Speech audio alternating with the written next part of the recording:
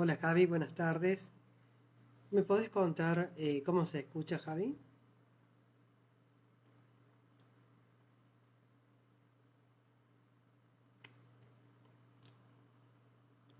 Marta, Gabriela.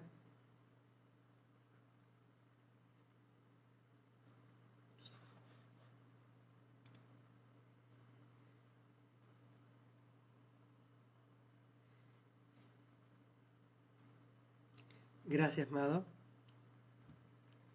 Alberto, Pato.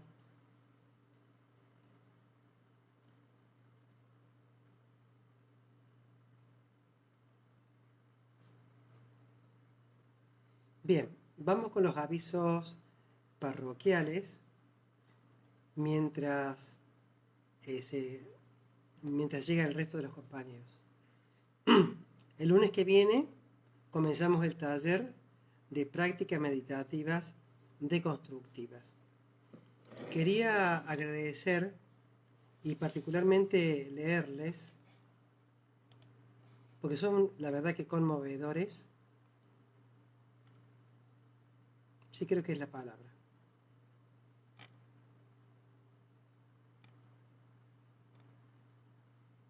Los gatas que me han hecho y que me han acercado.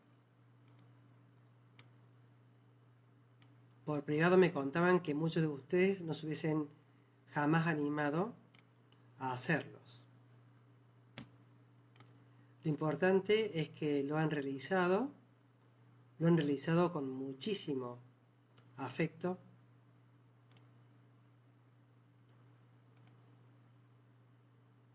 y estoy buscando aquí, si me dan un segundo.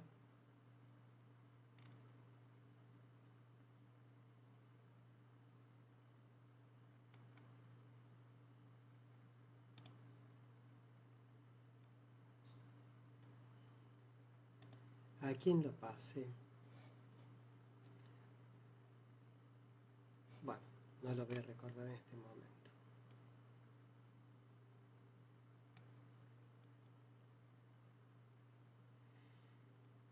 Bien, voy a ir leyendo uno por uno los que más me... No se acaba aquel listado, ¿no? Lo que... Lo importante de los gatas, recién mandó una colega, el primer verso del gata se refiere a la situación concreta. Generalmente describe el momento, al amanecer, al anochecer. Voy a leer uno de una colega de Tras la Sierra, Eve, donde dice así: contemplando el atardecer invernal, viene el segundo verso, tomo el voto junto a todos los seres. Tercero, de habitar el momento presente con sabiduría, ecuanimidad y compasión. Fíjense ustedes que no hay poesía dentro de la poesía. ¿Qué es lo que busca el gata? Que haya poesía, aunque no aparezca la poesía como tal. Tiene una estructura poética de una métrica de 4 versos, donde el segundo se repite, el primero habla del momento, el segundo tomo el voto junto a todos los seres y luego dos últimos como conclusión. La condición es que deben ser absolutamente cortos. Absolutamente cortos. ¿Por qué? Porque a partir de la semana que viene, my friend, vamos a comenzar con la construcción de la práctica deconstructiva de solamente reflejar el momento presente. Y para eso vamos a trasladarnos de los gatas a los haiku. De los gatas a los haiku. Si los gatas son cortos, los haiku son muchísimo más cortos. Muchísimo más cortos. Yo ayer les decía, o antes de ayer, ya no recuerdo, que un gata es lo que leí recién de Eve, o por ejemplo, aquí uno de Marta, dice, por la mañana, corto, tomo el voto junto a todos los seres, me comprometo a estar atenta, a confiar en mi disponibilidad segura cuando lo necesite. Corto. Otro, que este de Gusti, de Gustavo. Denme un segundo que aquí lo tenía. Fíjense este. Al comenzar mi día, tomo el voto junto a todos los seres de que en mi trabajo ser compasivo y hábil con la humanidad compartida. Corto, cortito. Aquí Vero Nota, hizo uno largo, después lo reformuló y fíjense cómo quedó. Al despertar, verso 1. Verso 2. Tomo el voto junto a todos los seres, verso 3. De vivir el aquí y ahora, verso 4. De mí depende el bienestar. Absolutamente corto. Absolutamente corto. Después otro de ustedes, Jorge, San Jorge, dice así: al abrazar a mis hijos, describe la situación, el momento, tomo el voto junto a todos los seres de abrazarme a mí mismo, sabiendo que no somos varios, sino uno solo. Delicioso. ¿Mm? Delicioso. Aquí Mado nos convida. Cuando leo el primer verso, solamente 3 palabras. Cuando leo, tomo el voto junto a todos los seres de estar consciente en el momento presente y disfrutarlo. ¿Mm? Solamente eso. No hay más, no hay menos.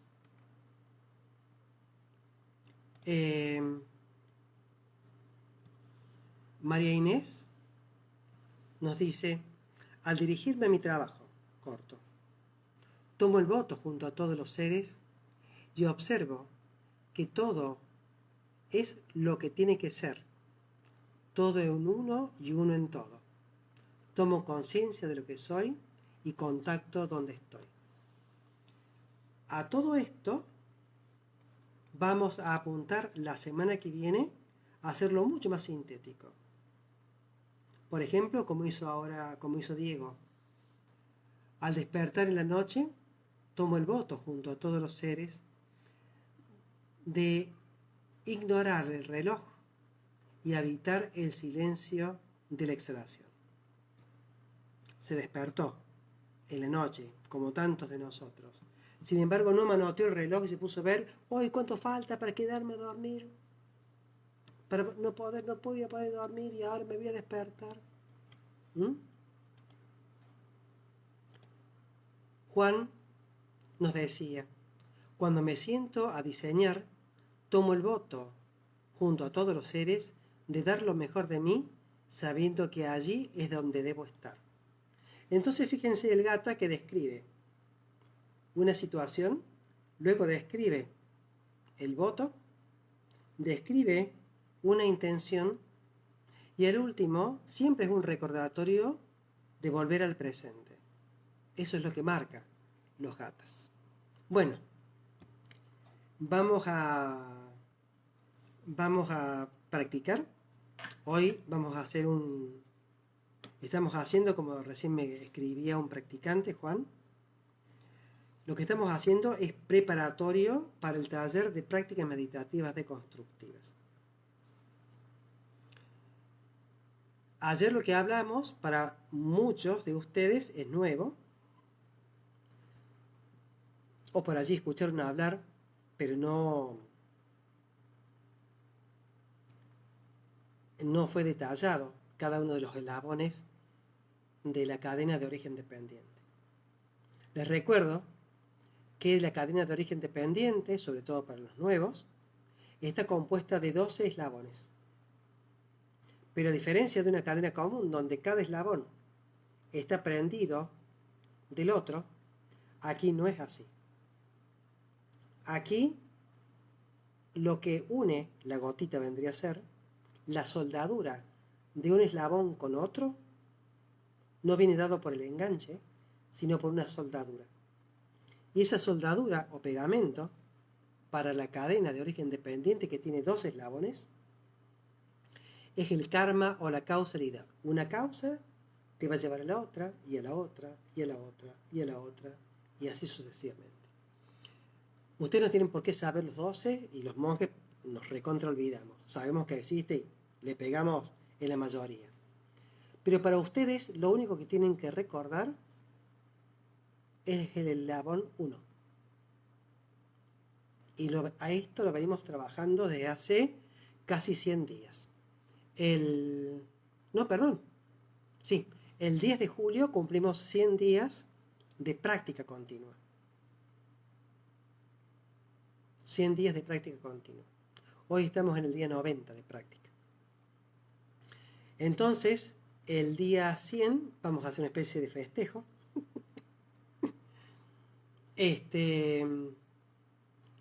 Dado que vamos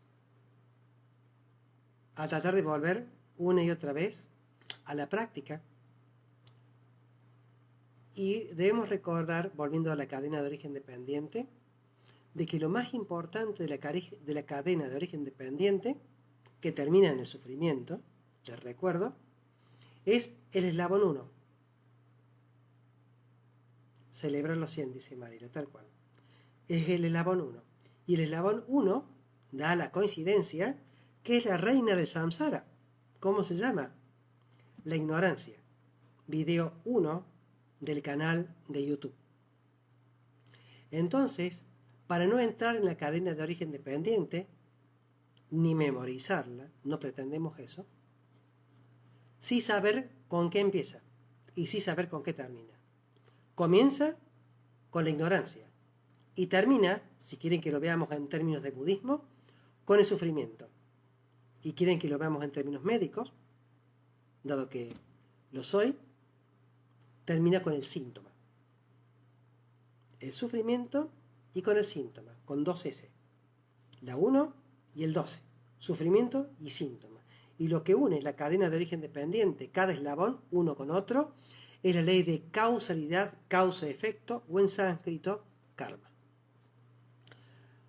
Hoy vamos a hablar, la práctica es una práctica de compasión, ese es nuestro compromiso, por eso el flyer que preparó Valeria, y lo que vamos a hacer es una práctica de los 3 minutos compasivos, quizás un poco más larga, y luego vamos a insistir en la diferencia, para no comernos el viaje, entre compasión y empatía.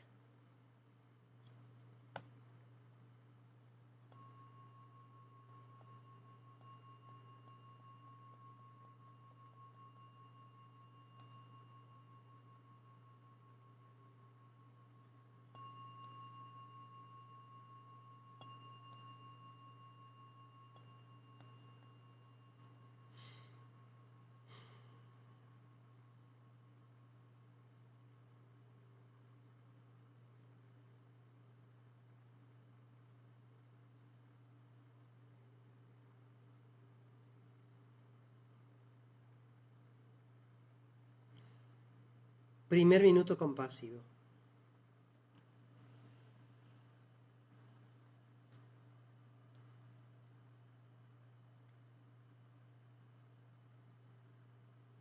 Estabilizamos el foco de la atención, llevándolo, por ejemplo, a la exhalación.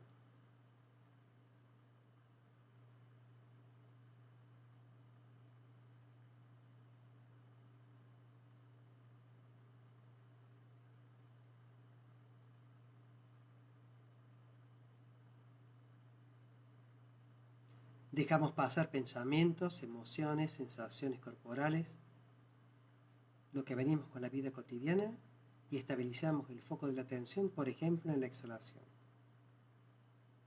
Otro modo de estabilizar el foco es observando la mecánica respiratoria sin intervenir.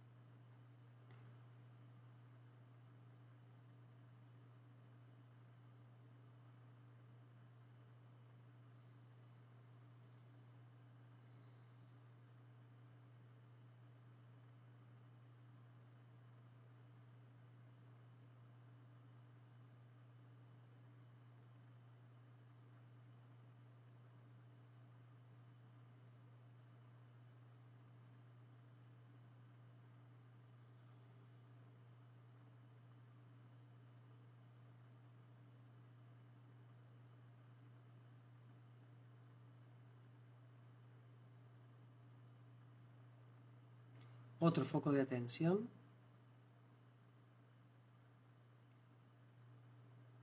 cuando cerramos los párpados es inhalar y exhalar de modo imaginario hacia y desde esa pantalla a modo de vacío que se abre frente nuestro, llamado conciencia. Inhalamos y exhalamos hacia y desde ese lugar. Al mismo tiempo chequeamos la respiración, la exhalación, la postura, por supuesto.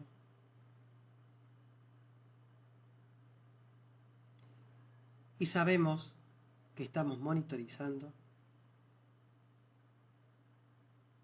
si aparecen pensamientos, emociones, sensaciones corporales, a las cuales, con afecto, vamos a tratar del mismo modo, sean aflictivas o no. Les vamos a decir, cuando aparezcan, hola, nos traen información y la depositan en nuestro escritorio. Gracias. Y luego los despedimos. Adiós. Hola. Gracias. Adiós.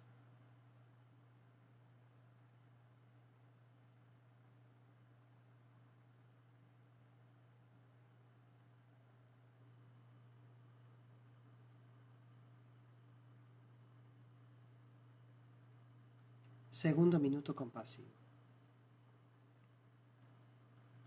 Luego de estabilizar el foco, pasamos al segundo minuto, donde es generatriz.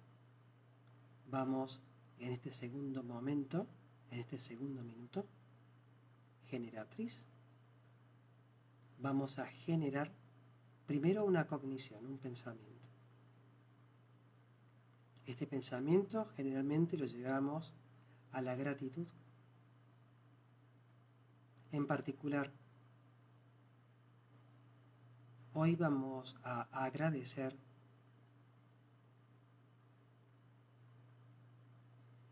a las distintas partes del cuerpo. Vamos a agradecer a la lengua, pues nos permite su función saborear la comida, nos facilita el habla, también el amor, el sexo.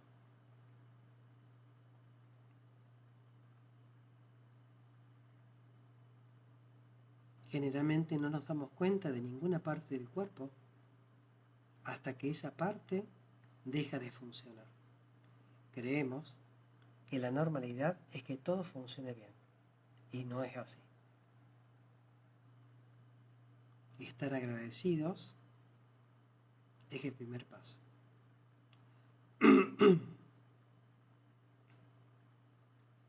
Agradecemos al olfato,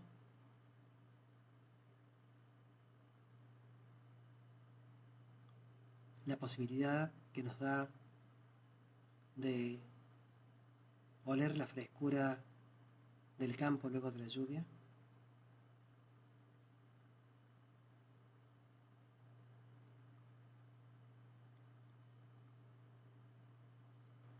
Reconocer alguna piel, perfumes. Cómo desde el olfato asociamos pensamientos.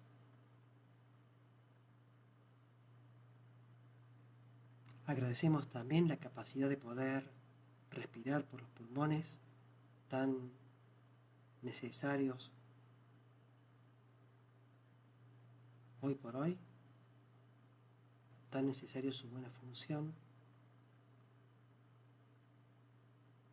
Pensamos por un momento lo dificultoso que es no poder respirar, como le pasa a miles que deben entrar en un respirador. Agradecemos también al hígado y al estómago que nos permiten digerir la comida. Agradecemos a nuestras piernas que nos llevan de un lado a otro, no se quejan. Agradecemos a nuestros pies que soportan nuestro peso desde el amanecer hasta el anochecer.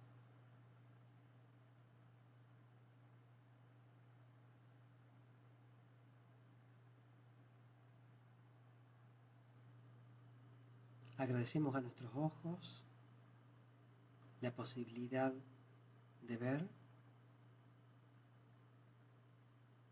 Cuántos rostros recordamos han pasado por nuestras vidas y han dejado su huella gracias a ellos.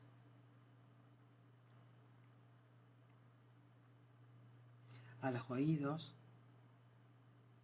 al recuerdo de alguna voz amable, de afecto y de cariño.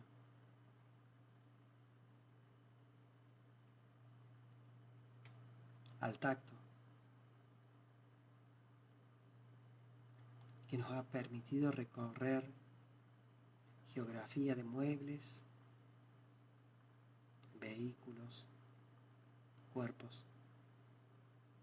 Nos ha permitido abrazar y sentir el calor de nuestros amores, de nuestra familia, de nuestros hijos, nuestras parejas.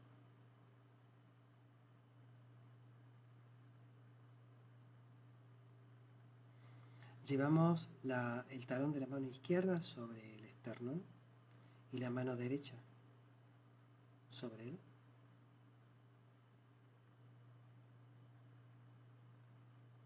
Y primero nos damos cuenta de que va creciendo una ligera sensación de calor en el centro del pecho, solamente ligado a la presión de la mano derecha sobre la izquierda y ambas sobre el esternón.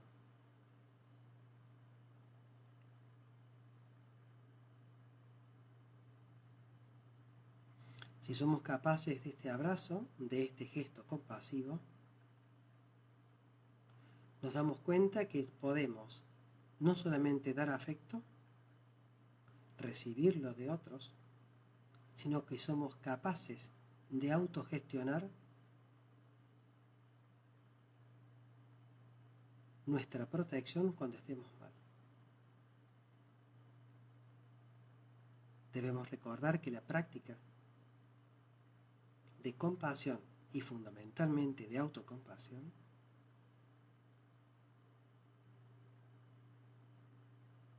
están diseñadas para poder ser nuestro lugar seguro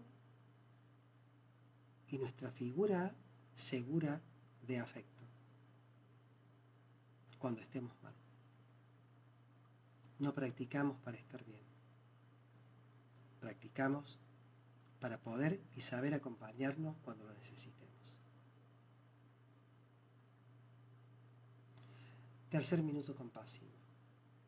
Dejamos pasar pensamientos, emociones, sensaciones corporales y volvemos a estabilizar el foco de la atención, en este caso en la exhalación únicamente.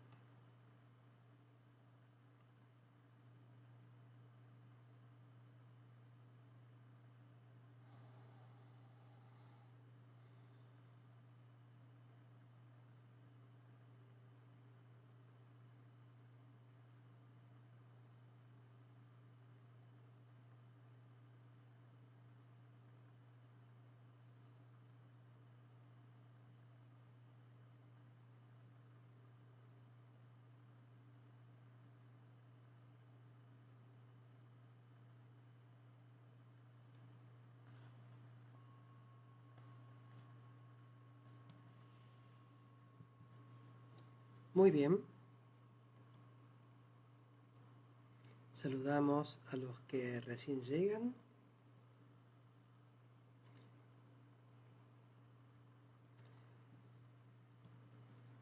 Es fundamental en la práctica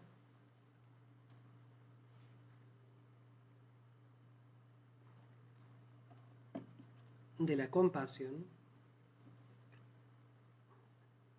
recordar que hacemos esto no para sentirnos bien. Hacemos esto para aprender a acompañarnos cuando estemos mal, cuando nos sintamos mal. Nadie duda que somos capaces de dar afecto. A veces dudamos si somos merecedores de afecto. Y la gran confusión es no saber que podemos ser nosotros la fuente de afecto y de lugar seguro. Segundo,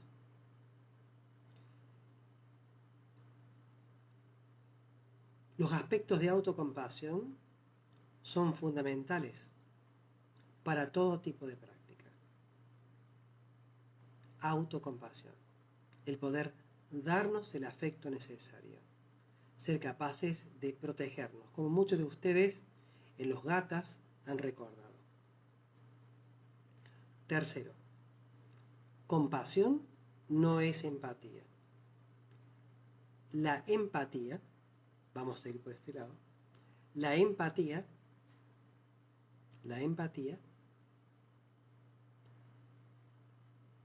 o mejor dicho, cuando la intención y el acto de ayudar se confrontan con el sufrimiento, dos son las vías posibles. Una que deja de residuo y otra sin residuo. La que deja residuo está relacionada al ego.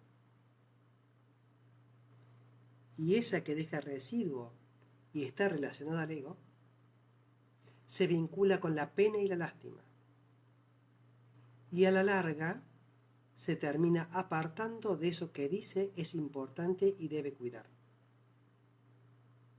Esa es la empatía. Por otro lado, tenemos que otra conducta confrontada con el sufrimiento permite que la acción se realice a través de uno.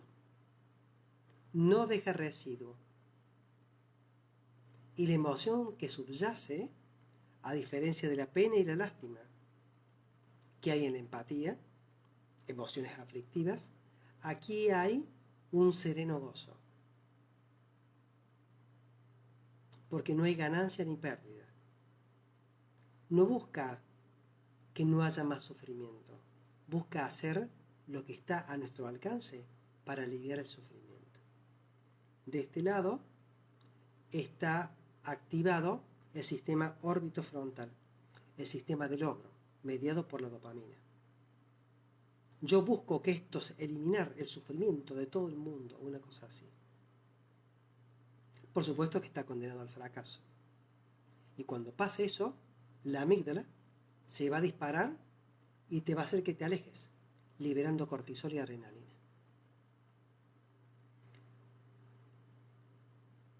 Con la empatía, con la compasión, lo que vamos a trabajar no es la corteza orbitofrontal ni la amígdala. Les cuento que son dos, izquierda y derecha, están acá al fondo. No está en la garganta, acá.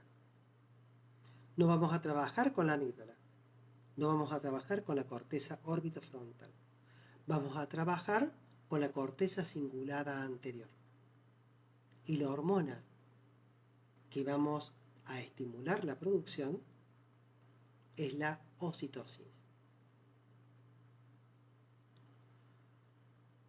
Si yo tengo estos elementos en cuenta, es muy posible que no vaya a entrar yo en la cadena de origen dependiente, que empezaba con ¿qué?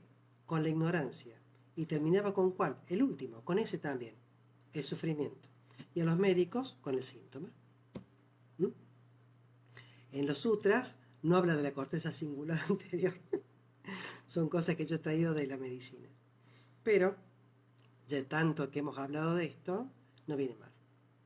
¿Para qué nos sirve esto?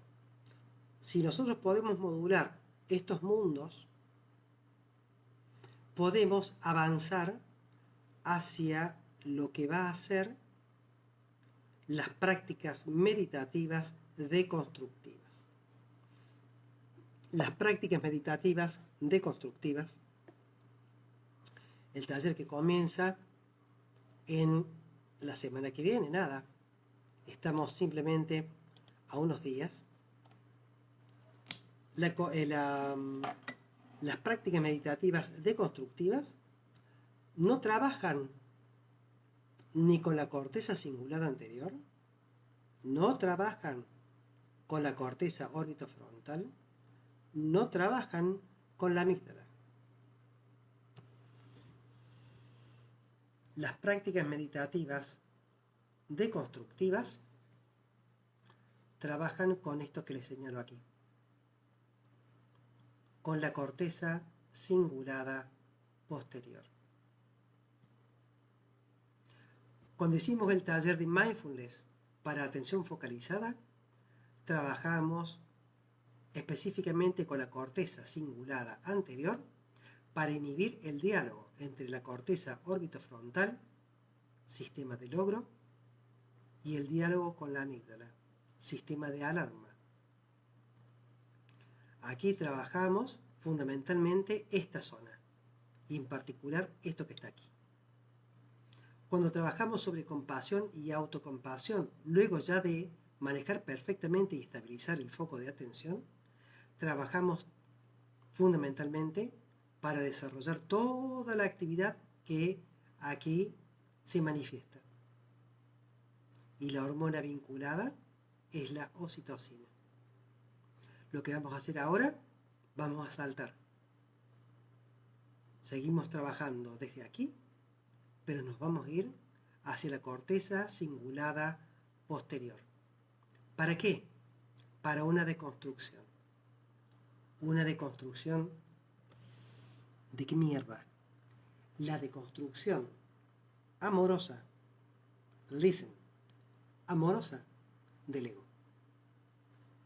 Entonces, es algo que ya la mayoría de ustedes ha estado pisando a ella. Pero ahora vamos a trabajar con un concepto que los invito a que lo tengan presente, que es la cognición eficiente. Con algunos que hacen el taller conmigo de modo individual ya lo estamos viendo. ¿Qué es una cognición eficiente? Lo charlaba ayer con una hematóloga porque no entendían muy bien esto de la cognición eficiente. Si pueden tomar nota, mejor.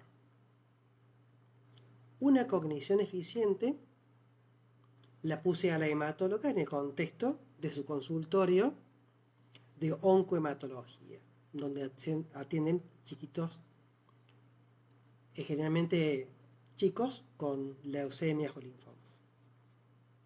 Entonces les digo, haced de cuenta, para que veas qué es una cognición eficiente, haced de cuenta que en tu escritorio, vos como hematóloga, estás con tu guardapolvo, el estetoscopio colgado, la camilla, y vos en tu escritorio tienes la revista, iba a decir anteojito, pero es una antigüedad, una revista Caras. La revista Caras, la revista, una guía telefónica, les cuento para los jóvenes que antes existían las guías telefónicas, una guía telefónica, un recorte de Mundial del 78 y un álbum de viajes y a su vez, frente tuyo, el laboratorio de esta mañana del paciente con una leucemia que está por entrar. Pongo estos ejemplos así porque son fáciles de entender. Vamos a jugar que todos los que están acá son hematólogos. Yo les pregunto, estando por entrar ese paciente, de todos los elementos, la revista Caras, un recorte de diarios del Mundial 78, guías telefónicas, un cuadernillo de sutras, por ejemplo, y el laboratorio, ¿qué elegirían ustedes? Espero caras y caretas, dice Gusti. Espero el comentario, ¿qué elegirían ustedes? De todas las cosas que hay por acá.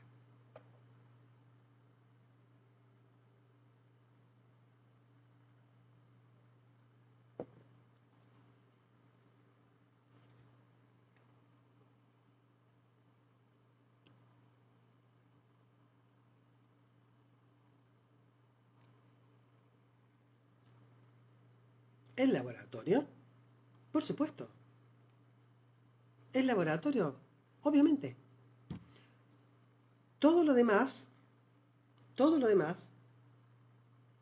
diríamos que es información relevante o es información innecesaria.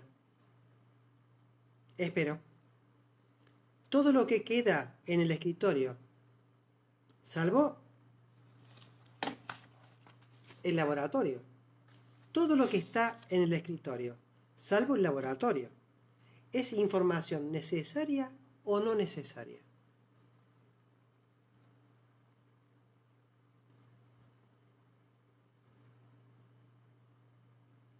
Good es información no necesaria. Entonces, les cuento, más a los que van a hacer luego el examen del taller de prácticas meditativas deconstructivas, que esta es una pregunta de examen. ¿Qué es una cognición eficiente? Una cognición eficiente es aquella que quita del campo de la cognición, el escritorio del hematólogo, del campo de la cognición, la información no relevante.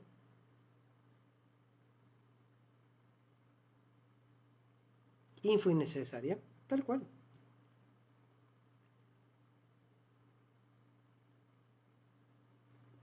Como dice Ricardo, no es necesaria para esa situación.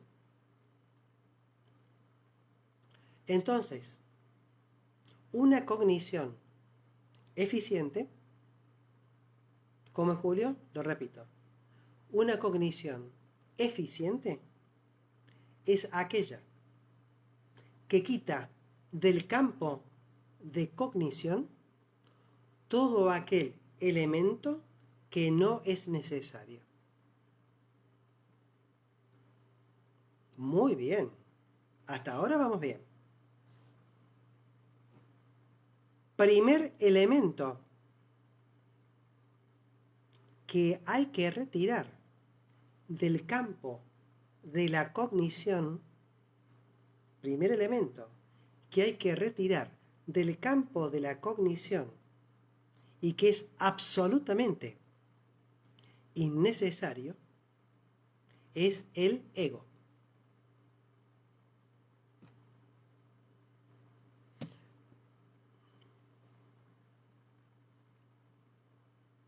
Es el ego.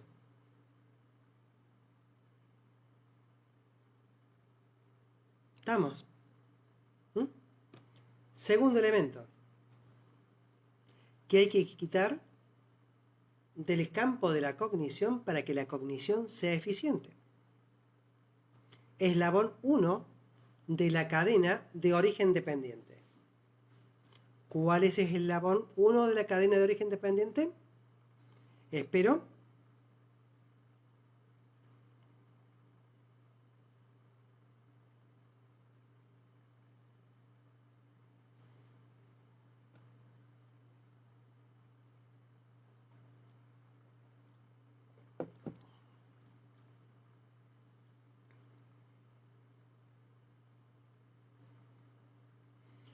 Tal cual Inés, Adriana, Mirta. Se entiende facilísimo. Recuerden que ya lo venimos practicando esto de otro modo. ¿Con qué? Con las emociones, los pensamientos automáticos, las sensaciones corporales automáticas. Ya sabemos que la mente, que es una interfaz necesaria entre el mundo interno y el mundo externo, recibe info por los distintos canales. Son 6 los canales, son 6 los sentidos. 6. Por lo tanto, debemos estar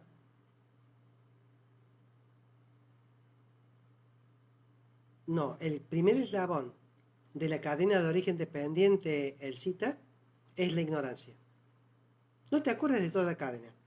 Acordate del primer eslabón y del último. El primero es la ignorancia y el último, la consecuencia de ella, el sufrimiento. Acordate solamente el primero. Entonces, lo que vamos a hacer es retirar del campo de la cognición todos los elementos sobrantes. El primero, el ego. El segundo, la ignorancia. El tercero y el cuarto, los hijos. El apego y la aversión. Y el cuarto componente hasta ahora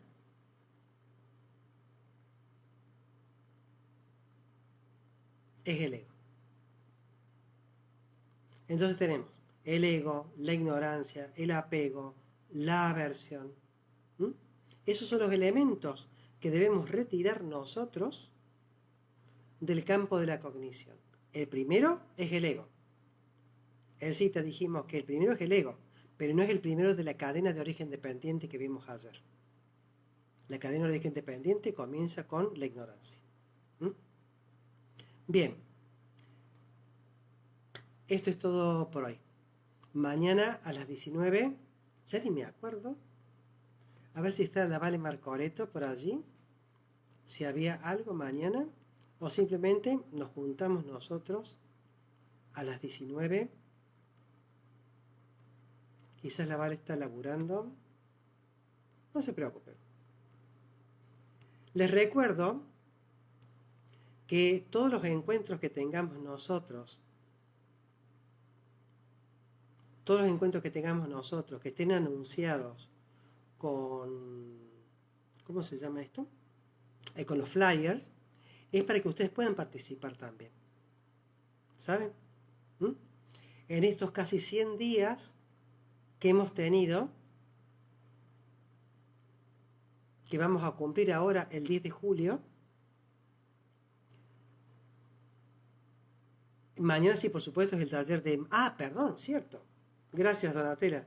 Mañana es el taller de Mindful Eating. Y les voy a pedir, por favor, porque yo les había contado ya hace un tiempo, que estoy haciendo un trabajo para la Universidad de Zaragoza.